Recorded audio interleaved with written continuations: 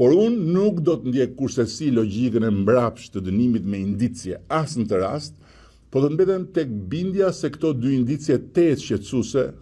nuk provojnë se protagonistët pavarësisë drejtësisë u ka marrë koka erë. Dhe u shmbushur mendja se ata janë shteti, ata janë ligji, ata janë drejtësia, si puna e ca trimoshave të BKH-s, për cilët kam dëgjuar shumë çuditëra, po kishin ardhur një ditë në godinën e Këshillit të Ministrave dhe nuk donin të linin patllaken tek dera, sipas rregullores sigurisë së lartë të Gardës Republikës. Pra, nuk dua kurse si të them se ferrat e mendësive dhe sëmundjet vjetra e kanë marrë uratën e drejtësisë re, por dua të ndaj me të gjithë bindjen se ka ardhur koha një reflektimi serioz, profesional dhe ndërinstitucional për të ndarë beben e sapo lindur nga ujërat e pistë në një proces historik ku duhet garantojmë me dojmos suksesin e reformës në drejtësi. Duhet garantojmë me dojmos pavarësinë e gjyqësorit, po ku po ashtu nuk mundet kursesi të lejojmë me dojmos